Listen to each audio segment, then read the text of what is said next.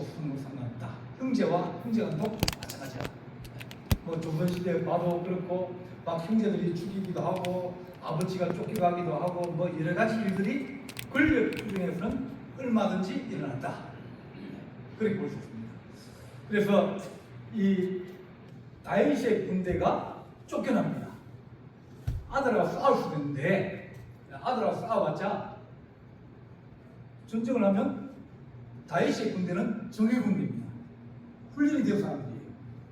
다윗이 얼마나 큰 사람이냐면 그 근동을 다 지배를 한 그런 아주 큰 강력한 군대를 가지고 있는 그런 왕이 바로 다윗입니다.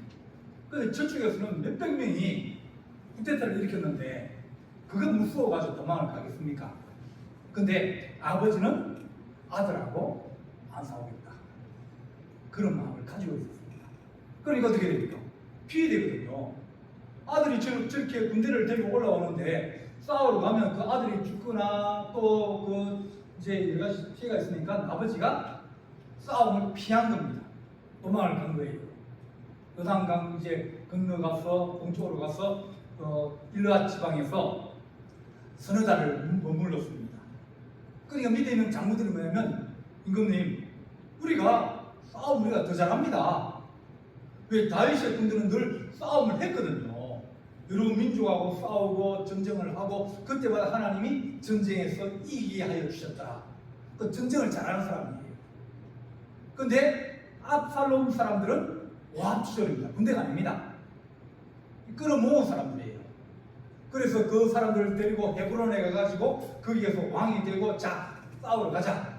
그러니까 뭐 무기도 제대로 있겠습니까? 왜냐면 그들이 무기를 가질 수 있는 여건들이 별로 안 되거든요.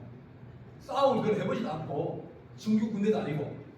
그래서 이제 쫓겨가 있다 보니까 임금님 우리가 왜 이리 쫓겨가 있습니까? 우리 다시 돌아갑시다. 그런 얘기가 생긴 거예요. 그래서 이제 요압 장군에게 3분의 1 군대를 주고 그 다음에 요압 장군의 동생인 아비새에게 3분의 1을 주고 그 다음에 골리앗 후손인 이때에게 3분의 1을 주가지고 3분의 1, 3분의 1, 3분의 1을 이제 나누어서 싸워라. 그렇게 하면서 보냈어요. 보내는데 꼭 불러서 얘기합니다. 세 사람 다 와라. 나와라. 내가 꼭 부탁할 게 있다. 압살롬은 죽이지 마라. 안 죽이면 좋겠다. 사랑이라는 것은 보통 내리사랑입니다. 부모님이 자식을 사랑하고 그러지 자식이 아무리 부모님을 사랑한다 그래도 그 시간이 짧아요. 그러니까 자녀들이 아무리 부모님을 사랑한다 할지라도 그 마음은 부모에게 못 미친다. 그래서 그들이 또 부모가 되면 또 내리사랑으로 자기 자녀를 사랑하고 그렇게 살아가는데 다윗도 똑같이 그런 마음을 가진 거예요. 압살롬 죽이지 마라. 그가 쫓겨났을 때도 그 압살롬을 쫓겨나도 그를 나무라지 않고 다시 또 돌아오게 하여 주고 하면서 깨닫고 자기 길을 찾고 또 그가 선한 인생을 살아가기를 원했는데 이제 전쟁을 하다가 군대 아닌 사람들 끌어모은 이 민간인하고 군대에 늘 싸움을 한 군대하고 누가 이기겠습니까? 그래서 에브라임 수풀에서 이제 전쟁을 하는데 안 되니까 압살롬이 말을 타고 도망을 갑니다. 막 도망을 가다가 나무가지에 머리가 탁 걸린 거예요.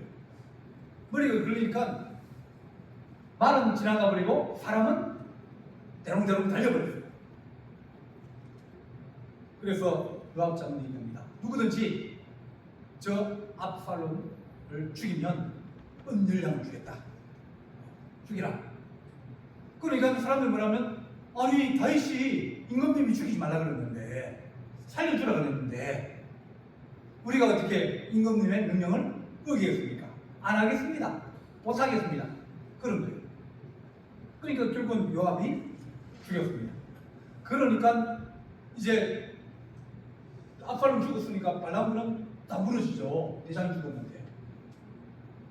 맞는데 압살롬 죽었다 하는 얘기를 의심, 통곡하고 울면서 막 난리가 납니다.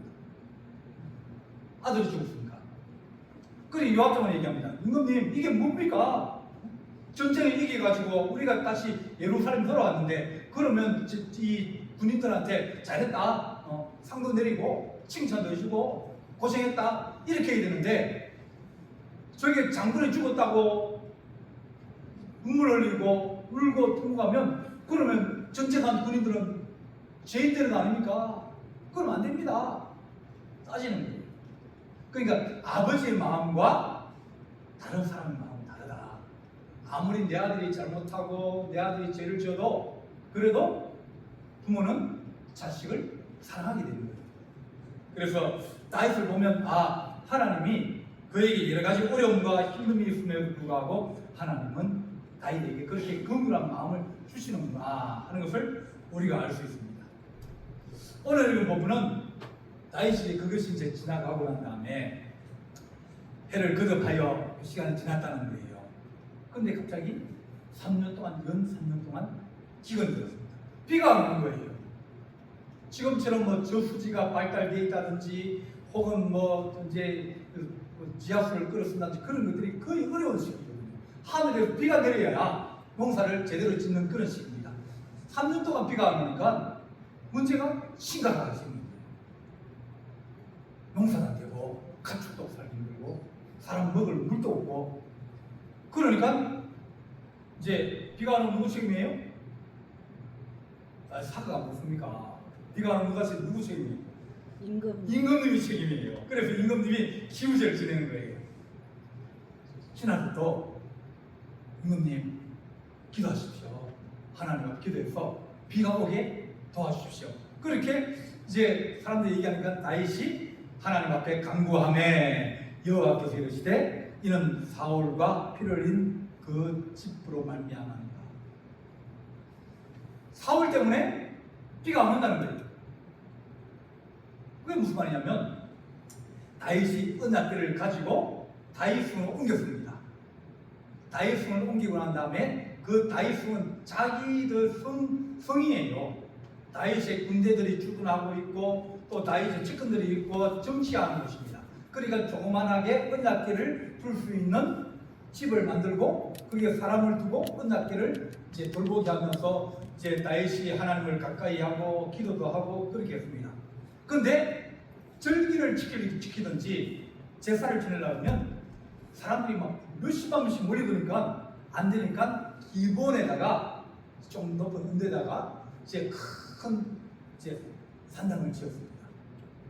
산에다가 예배 처소를 만든 거예요. 그리고 그 기본의 산당이 누구냐면 기본 사람들이 있는 거예요. 기본 사람들이 옛날에 보면 여호수아가 이제 전쟁을 하다가 아이성을 이기고 난 다음에 이제 가는데 저쪽에 보니까 사람들이 막 머리를 다 풀고 또 사흘 피지도 못 먹은 것처럼 해가지고 옷은 거지 옷이고 낡았고 그렇게 만들어 보니까 이 사람들은 멀리서 온 사람이구나 그렇게 생각하고 의심 없이 어디서 왔느냐, 누구냐, 왜 왔느냐 물어봤어요. 우리는 저 멀리 있는데 당신들이 뭐라 기대하라고 해서 우리가 당신을 돕기로 했습니다. 우리가 당신하고 조약을 맺어서 우리가 당신을 섬기기로 했습니다.